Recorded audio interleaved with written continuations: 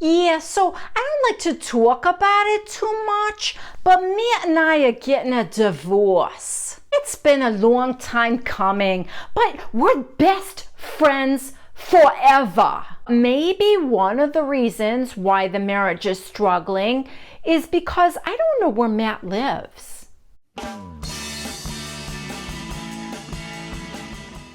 Hi everybody, it's me Jill. Welcome to Jill Informed. This is the recap of the Real Housewives of Orange County, Season 13, Episode 9. A peace treaty, a blind date, and a divorce no one understands. All right, well, yet again, we pick up right where we left off, and oh my God, this was the best fight ever. And I almost think it's even better the second time, because, you know, you've got Kelly going, that little man? That little man's a little bitch. And then you've got Emily like turning into the Incredible Hulk meets like Dr. Phil. I don't know where this voice came from, but she's like possessed.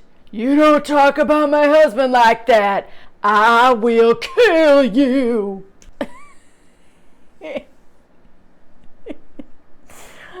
Oh, it's so good. All right, so, you know, Gina's trying to break it up, and Gina's like all up in Emily's face, and she's like, look at me, Emily, look at me, look at me, look at me. Walk away. Walk away. So finally, Emily turns and goes. And now we see Tamra like hobbling down the stairs in her house, and she sees Emily, and she's like, what happened? You know, she missed the whole drama. And Emily is still like beside herself. So she goes walking away. And Tamra, no scooter, no crutches, goes running after her. Wait, Emily, wait. I think it's now dawning on Tamra that we all just saw the best scene of the season and Tamra wasn't in it. Yeah, that's not okay. We get a crowd shot of everybody in the aftermath of the whole thing. And Shane, remember I said Shane disappeared? Well, there he is over in the corner, standing in the comforting arms of Steve Lodge. So now Tamra and Vicky get a hold of Emily, and they've got her in a room. And Emily goes, Kelly called my husband a little bitch. And Vicky gasps. I mean, Vicky has had Tamra scream profanities like an inch away from her face on more than one occasion. So what is she gasping about?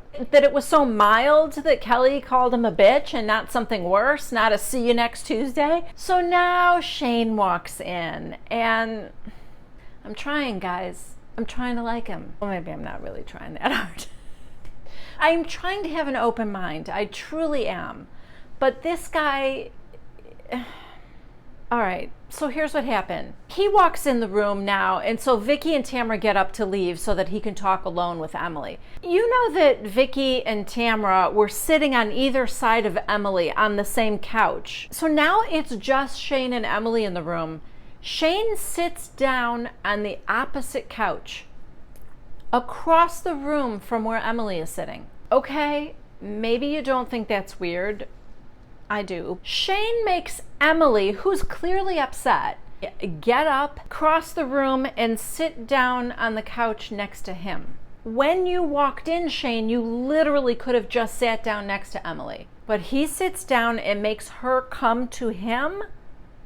I don't like that. And yes, I know that Shane is the one who called names, not Emily. But Emily took it harder, and she's upset, and you're her husband, and you could have come to her and comforted her.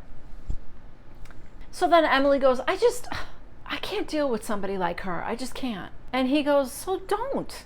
I don't care. You still don't get it, do you, Shane? You might not care, but Kelly is another cast member on this show that you're on right now. If after your very first 7 episodes with Bravo, you are already refusing to film with somebody, you might not get asked back a second season, you know? So Emily goes, I was defending you. I didn't like that she would say something about my husband. I mean, what would you do, Shane, if it was reversed, if some guy said that about me? And he said, I would take you out of that situation and leave. Here's the thing. Shane's right. If some guy came up and was saying nasty things about Emily, that's exactly what he should have done. Of course, that doesn't make good television. We wouldn't have had, I will kill you.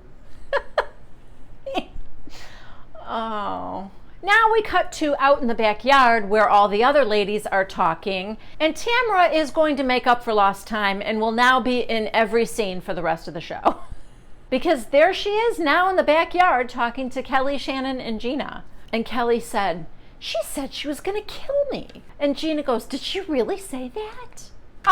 You were holding her back from doing it. So how did you not hear her say that? Then to the confession cam, Kelly said, I didn't know it was Emily's husband, or I would have called him a pussy. She goes, I just don't like when people get in my business. Yeah, we know. Now Vicky goes out to the yard and she's kissing all the ladies goodnight because she's leaving. Gina leaves with Vicky. And I guess they were out of earshot when Kelly goes, and good luck with your boyfriend. Good luck with that. And then she says to Shannon and Tamara, do you think he's just hitting it and quitting it? And Tamara goes, Steve? And she goes, yeah, my friend is dating the girl that used to date Steve. And he told the girlfriend that he was only dating Vicky for her money. Now, I don't know if Kelly was drunk earlier when Shane accused her of being drunk, but she seems pretty drunk now.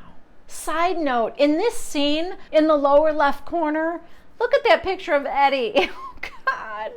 Tamara had those made in every size, apparently. Oh, man, he better outlive her, because I can't imagine what his funeral would look like if Tamara was in charge of it. Anyway, so after Kelly says that, now it's Tamara's turn to gasp. So Steve is dating Vicky for her money? She looks like somebody just explained the plot to a movie she couldn't understand, and now she's repeating it to try and memorize it in her head. So you're saying that Steve is dating Vicky for her money? Unlike Tamara, Shannon, to her credit, looks very uncomfortable hearing this information, and probably skeptical, as I would be too. And Kelly is upset, and she's very reluctant to even retell this story. Just kidding, she's delighted. All right, then everybody leaves. Tamara tells Eddie she doesn't have a present for him. He tells her that she's the only present he needs. And, you know, God bless Eddie.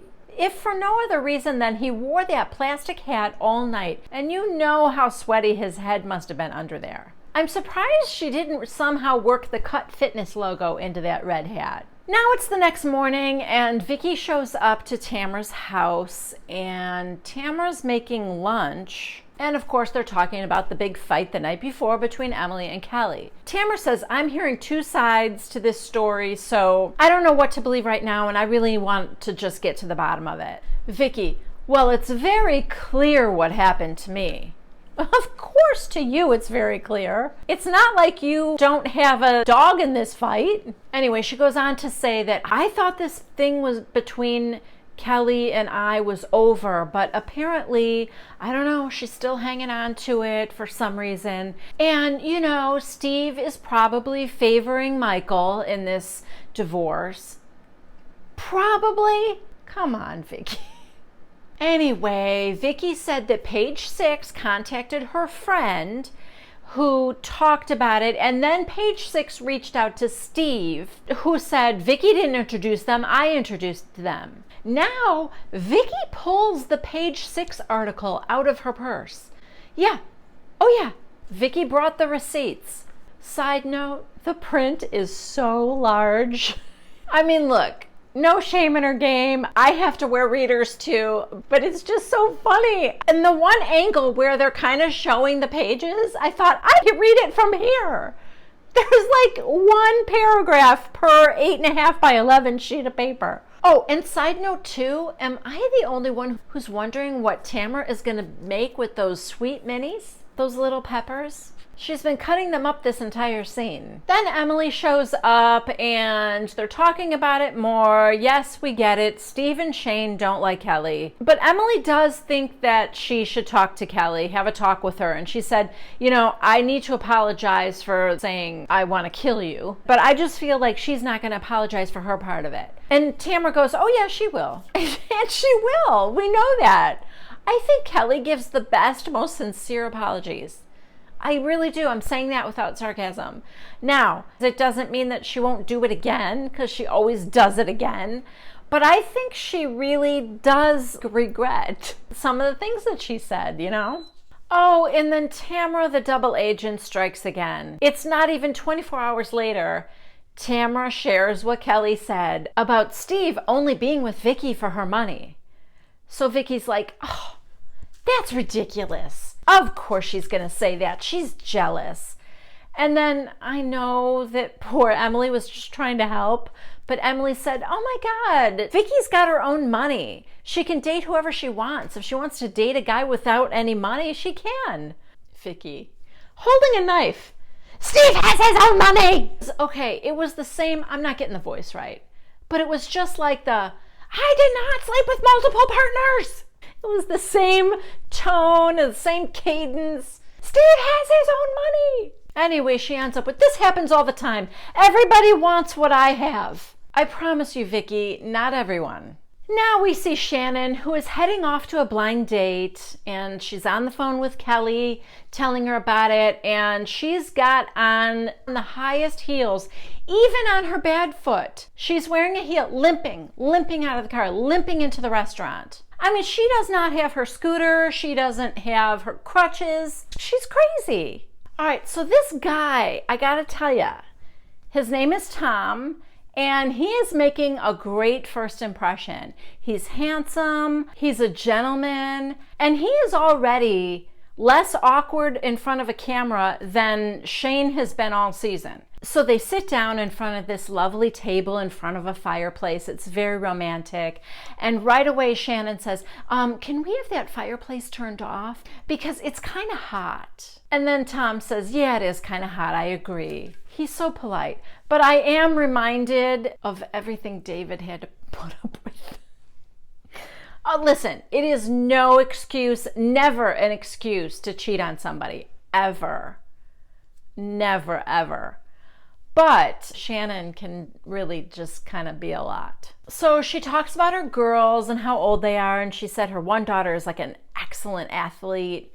And he said, oh, you must be very proud of them. And she said, oh, well, I am. But I mean, they don't get it from me. And Tom says, oh, so your husband's a sports guy? And he goes, ex-husband. First little chink in your armor there, Tom. So then I don't know what happened to Tom. Because then he says, well, I was married for 30 years, and that first year after my marriage ended, I just cried all year. Shannon looks super uncomfortable with that. She does kind of make like a face, like an ew face, and Tom knows he screwed up because he is now desperately trying to like walk it back. And he's stumbling over his words, and he's like, I mean, you know, partly it's mental. The alcohol's getting to me. I had a drink before you came here, and I'm thinking, oh no, Tom, oh baby boy, you are drowning right now. Then he takes another big gulp of his drink after saying, I drank too much. It's not good. He was so promising at the beginning. But I will say this, Shannon should be relating to all of this, right? The divorce, the crying, the alcohol. I mean, she really shouldn't be shunning him because that's basically her. Although maybe not conversation for a first date. Then to the confession cam, Shannon says, you know, I've never dated a crier before. This poor guy. And then she said, and he's got so many cats. So I think that was a deal breaker even before she got there. I don't know. I have a question. Do you guys think that Tom was an actor? I had that thought immediately, especially because, like I said, he was so comfortable in front of a camera. And then to go from I'm so comfortable and charming to a train wreck, it felt like a good audition, right? Like he ran the gamut of emotions. I laughed, I cried, all within like 5 minutes. I don't know, just a thought. Next, Steve takes Vicky to the Harley shop. And she's like, what are we doing here for her birthday? We're getting you all leathered up. Okay, so she's picking out a leather outfit. You know what? Steve seems like the type of guy who will get you a birthday gift that he wants to give you, not necessarily one that you want to receive. Next, we see Tamara's packing to go to Florida. She's going to Disney and Epcot Center. And Gina goes to Emily's office, and it's to have another talk about her marriage or impending divorce. It was a weird setting because Emily is like sitting behind her desk with her arms crossed, and Gina's on the other side. And I was thinking, is Emily representing her in the divorce? Does anybody know? Because that's what it seemed like. It seemed like your first appointment with your divorce attorney. Okay, back to Vicky. Steve takes her to this little Mexican restaurant. She calls it a little hole in the wall, but it's really cute. She says, okay, we don't have a reservation. And then she turns and surprise, it's a big surprise party for her. Her son, Michael, and his girlfriend are there, and Steve's family. I mean, to be fair, Brianna is in North Carolina, right? But when they're sitting down at the table, the waiter comes and says, oh, did somebody order 2 Patrons? And it's her brother, Billy. And that was a nice surprise because he came from Chicago. But it did make me think, why didn't Brianna come for her mom's birthday, you know? Vicky goes, oh, Steve, I love you. And he goes, I didn't do anything. Michael just told me about it. And he arranged it with Billy. And yeah, of course. That makes more sense, actually. Then Vicky says, oh, I love my family. I say Chavez Lodge. I want to be Vicky Chavez. Is Steve's last name Chavez? And if so, where did Lodge come from? And if not, why does she want to be Vicky Chavez? There's a lot of questions there, people. Then this irritated me. Since when can't Vicky finish a shot? Vicky's acting like, oh, you know, she does that stupid thing. She can't finish one shot? Didn't she have like 14 of them when she was in Mexico with Tamara and Shannon? I mean, come on. Again, is that behavior she does for Steve?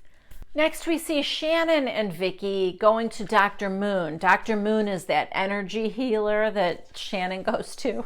Shannon's like, oh, he helped me. I had anger in my liver, resentment in my gallbladder, and sadness in my lungs. And a lot less money in your pocket. Next, we have a scene where Gina calls her mom on the phone and tells her she's getting divorced. That was really sad. I don't even have anything funny to say about it. Okay, next, we are at a restaurant where Emily is waiting on Kelly to show up. Emily starts off and she said, thank you for coming. And I said some things, you said some things. And Kelly goes, yes, but can I just explain to you what happened? And she said, yeah. Side note, I don't know why I noticed this, but these 2 ladies both look stunning. So gorgeous. I don't know what it was. Like I said, was it the makeup? Was it their hair? But it was like notable to me how beautiful they looked. Anyway, Kelly said, you know, Shane butted in and he was sticking up for Steve, and I didn't like that. And then he said, you're drunk, and I just saw red. That just infuriated me. Now, here's the thing. If she was drunk, she remembered everything correctly, so she couldn't have been that drunk. That's my point. And Emily said, okay, I understand. Whatever he said, whatever it was that set you off, I just don't appreciate the name calling. That's my husband that you were talking about. He's the father of my children. And Kelly's like, of course. But I didn't know that at the time. I believe Kelly. I believe she didn't know. I just don't think she's that good of an actress. She went over to that bar. She wanted to confide in somebody. She wanted Emily to go, oh man, what a jerk. I totally believe that she didn't remember meeting him and know that that was Emily's husband. Emily says, well, regardless of whether you knew or not, you shouldn't say that about anybody. And Kelly goes, and you shouldn't threaten to kill anybody either. And Emily goes, touche. So they both kind of laughed about it, and they said, yeah, we need bodyguards, or we need people watching us all the time. And they both agreed to like move on and start over like where they were before. Okay, so the last scene of the evening takes place at a dinner with Tamra, Gina, Emily, and Shannon. They're making small talk, then Shannon tells them about her blind date a little bit. And Gina uses that as sort of an awkward segue to telling everybody that she and Matt are getting a divorce. And Tamra's like, to be honest, I thought it was weird, him living in LA and all that. And she said, well, that was his job. And Tamra goes, listen, a job doesn't break up a marriage. There has to be more to it than that. And she said, well, there was more to it than that. Shannon's been pretty quiet until she said, I love that you're being optimistic about this. And I was too at first, until it came to splitting everything up and things got ugly. And Gina's like, that's not going to happen. We're best friends. Matt is my best friend, and he will be forever. Then Shannon said, I saw Vicky over the weekend, and Gina interrupts her. She's upset. Vicky is very, very upset. And I know she's coming from a good place, but she doesn't really understand my situation, and she's got regret. And Tamra goes, that's because that was the last time she was truly happy. Yeah. Gina goes, she's with her boyfriend now. And Tamra goes, she doesn't love him. Vicky does not love Steve. Shannon goes, well, when we were at the doctor's, she was going on and on about Brooks, how angry she was with him. And Tamra goes, and I tried to warn her, but she chose to attack my husband, attack my marriage and my family. And Gina goes, she's so sweet and maternal towards me. I haven't seen that other side yet. And then Emily goes, you said yet. But I feel like Gina has seen that other side. Wasn't that the you don't play in my sandbox conversation? Wasn't she kind of putting Gina in her place then? Anyway, Tamra says, well, hopefully Vicky will, stay in her lane now. And Shannon said, I think she will. Then Tamra says to Emily, I missed the whole thing between you and Kelly and Shane. And, I'm just trying to stay out of it. Yeah, right. Tamra's trying to stay out of it. Anyway, Emily tells everybody that she and Kelly met for lunch and they had a good conversation and they made up. Shannon said, well, yeah, Kelly does go for the jugular, and I was trying to kind of coach her. We were actually rehearsing how she should talk to Steve. Was Gina drinking? What was happening? I don't know what happened to Gina, because the rest of the scene, she's like wacky. She's coming after Shannon pretty hard. She says to Shannon, you know your friend, so maybe sending her in there when other people were around, maybe not the best idea. Shannon goes, she had an intention to do this, meaning Kelly was going to do it with or without me. I was just trying to diffuse it. Gina goes, that's fine, but if it were me, I would have said, don't do this. Shannon, I know her a little bit better than you do, Gina. Gina goes, I broke up a fight, so do you think that was a good outcome? Shannon goes, getting her feelings out was a positive step. And Gina goes, I guess you're right. It was a positive night. Now, I do get Gina's point, but blaming Shannon for not stopping it? No. Kelly's a grown woman. I don't know how this becomes Shannon's responsibility. Anyway, Shannon says to her, you're being very sarcastic. And Gina goes, totally. Yes, I was being sarcastic. It was insane. And Shannon goes, maybe you shouldn't judge Gina.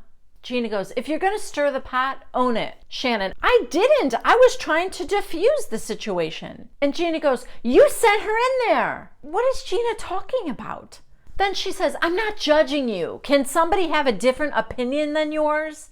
Who wound Gina up? I don't know what.